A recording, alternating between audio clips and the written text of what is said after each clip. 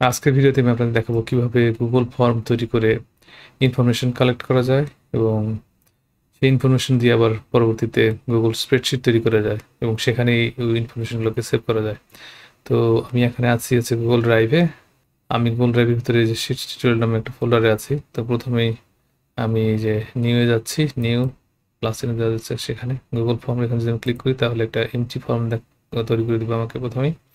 তো এটা আমি একটা টাইটেল দিতে পারি যে কাস্টমার ইনফরমেশন, আর ডিসক্রিপশন দেওয়া যেতে পারে কালেক্টিং মাই কাস্টমার ইনফরমেশন। আচ্ছা, এবার কোশ্চেনে যাচ্ছি। তো প্রথম কোশ্চেনে ওরা কি মাল্টিপল চয়েস দিচ্ছে আমাকে একটা ডিফল্ট, এটা আমি সেটাকে শর্ট অ্যান্সার হিসেবে চেঞ্জ করে নিচ্ছি। এটার নাম দিচ্ছি হচ্ছে নেম। এর আমি একটা সিম্পল ফর্ম তৈরি করবো, এখানে ফার্স্ট নেম এবং লাস্ট নেম করা যেত, তো আমি শুধুই নেম দিচ্ছি। তারপর এটাকে রিকোয়ার্ড করে দিলাম। আচ্ছা, এর পরবর্তীতে যদি আমি নতুন একটা কোশ্চেন অ্যাড করতে তাহলে যে অ্যাড কোশ্চেন, এই প্লাসটাতে ক্লিক করতে হবে। তারপরে এবার আমার এটা হবে হচ্ছে প্যারাগ্রাফ, মানে লং অ্যান্সার টেক্সট। এটা দিচ্ছি অ্যাড্রেস, এটাকেও রিকোয়ার্ড করছি। তারপরে পরে আবার নেক্সট কোশ্চেনে যাচ্ছে। এই যে রিকোয়ার্ড করার কারণে এই যে রেড স্টারগুলো দেখাচ্ছে এখানে। আচ্ছা, এর পরবর্তী কোশ্চেনটা হবে শর্ট অ্যান্সার, এটা হবে সিটি, এটাকে রিকোয়ার্ড করছি। তো এর পরবর্তীতে আমি প্লাস অ্যাড কোশ্চেনে না যে আমি এটাকে এই যে এখান থেকে ডুপ্লিকেট করে দিচ্ছি, এই বাটনে ক্লিক করলে ডুপ্লিকেট হবে। তো শুধুমাত্র সিটি জায়গাটাকে স্ট্রেট করে দিচ্ছি, আর রিকোয়ার্ড তো রয়ে গেছে। এরপরটা হচ্ছে জিপ কোড, লাস্টে একটা দিচ্ছি, সেটা হচ্ছে হবে ইমেল। আচ্ছা, তো এখানে আরেকটা কাজ করা যেত, সেটা হচ্ছে এই যে ডট থ্রি ডট দেওয়া আছে, এখানে ক্লিক করলে রেসপন্স ভ্যালিডেশন। সো ইউজার যে রেসপন্স দিবে সেটাকে আমি ভ্যালিডেট করে দেখতে পারি, যে এটা যদি আমি বলি টেক্সট, তারপরে এখানে যদি ইমেল বলি, তাহলে যদি ইমেল ছাড়া অন্য কিছু এখানে এন্টার করে তাহলে সেটা এরর দেখাবে, এবং এখানে একটা কাস্টমার টেক্সট আমি দিতে পারি যে ইমেল অনলি প্লিজ। তারপরে এটা জিপ পরীক্ষার ক্ষেত্রেও আমি একটা দিচ্ছি, সেটা বলবো যে নাম্বার, এটা শুধুমাত্র নাম্বার হতে পারবে, অন্য কিছু হতে পারবে না, নাম্বার অনলি। আচ্ছা, তো ফর্ম আমার তৈরি হয়ে গেলো। এই ফর্মটা আমি কারোর কাছে সেন্ড করে ইনফরমেশন আস্ক করতে পারি। এই ফর্মের একটা নামও দেওয়া যেতে পারে, কাস্টমার ইনফরমেশন সাজেস্ট করছে, আমি তো কাস্টমার ইনফো দিয়ে দিলাম নামটা। তারপরে আমি সেন্ডে যদি যাই তাহলে কাউকে ইমেল না করে আমি সরাসরি নিজেই ফিল আপ করবো, সে কারণে সেকেন্ড অপশনে যাচ্ছি। এই লিঙ্কটা কপি করে পেস্ট করলে এই ফর্মে আবার আসা যাবে। তো আমি লিঙ্কটা একটু বড়, সেজন্য এখানে চেক করে এটাকে ছোট করে নিচ্ছি, তারপরে কপি। এখন আমি আরেকটা ব্রাউজার ওপেন করে যাচ্ছি গেস্ট হিসেবে। তো এখানে আমি এটাকে পেস্ট করে দিচ্ছি অ্যাড্রেসটা, এন্টার, সেই ফর্মে চলে আসছে। তো এখন যদি আমি এটাকে সাবমিট করতে যাই তাহলে এই যে রিকোয়ার্ড ফিল্ডের কথা বলতেছে, দিচ্ছে যে রিকোয়ার্ড কোশ্চেন, তো নেম দিচ্ছি,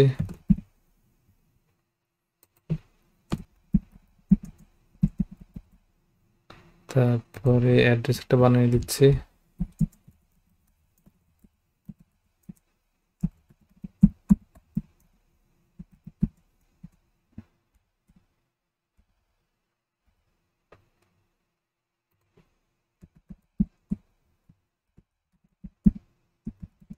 আচ্ছা, আমি আমি যে রিকোয়ার্ড মানে রেসপন্স ভ্যালিডেশন দিলাম, এগুলো তো রিকোয়ার্ড অবশ্যই, কিন্তু তারপরে যে এখানে যদি আমি ক্যারেক্টার দিই, এখানে শুধুমাত্র বলছিলাম নাম্বার দিতে পারবো, ক্যারেক্টার দিলে যে এটা এরর দেখাচ্ছে।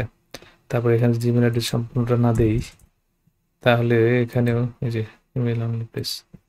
তো এইগুলো ছিল সেই ভ্যালিডেশন কন্ট্রোলগুলো, আমি ইনফরমেশন সাবমিট করে দিচ্ছি। আচ্ছা, তো আমি যদি এখন এখানে এই যে কোশ্চেনের মধ্যে আসি, ফর্মের মধ্যে আবার আসি এবং এখানে যে রেসপন্সের মধ্যে যাই, তাহলে যে আমি এখন যে ইনফরমেশনগুলো এন্টার করলাম সেগুলো সব এখানে চলে আসছে। তো এখান থেকে আমি একটা স্প্রেডশিট তৈরি করতে পারি, যে উপরে প্লাস চিহ্ন যে দেওয়া আছে এখানে ক্রিয়েট স্প্রেডশিট, এখানে ক্লিক করলে একটা স্প্রেডশিট তৈরি হবে। তো বলতেছে যে কি নাম হবে, আমি এক্সিস্টিং স্প্রেডশিটেও দিতে পারি, কিন্তু এখানে বলবো যে নিউ স্প্রেডশিট। তো নাম সাজেস্ট করছে একটা কাস্টমার ইনফো রেসপন্সেস, তো আমি রেসপন্সেসটা কেটে দিলাম। তো ক্রিয়েট, এই তো এখানে তৈরি হয়ে গেল। এখানে একটু অতিরিক্ত ইনফরমেশন দিচ্ছে, সেটা হচ্ছে টাইম স্ট্যাম্প, এটা কোন ডেট, আর 21 বলতে এখানে বোঝাচ্ছে আছে 9, কারণ মানে 12 আর 9 হচ্ছে 21 সেই হিসেবে। তো এই তো আমার ইনফরমেশন এখানে সেভ হলো। তো আমি আরেকটা করে দেখাচ্ছি যে ইনফরমেশন কত দ্রুত চলে আসে। সাবমিট আনাদার রেসপন্স, আরেকটা নাম দিচ্ছি, আবারও বানানো একটা অ্যাড্রেস,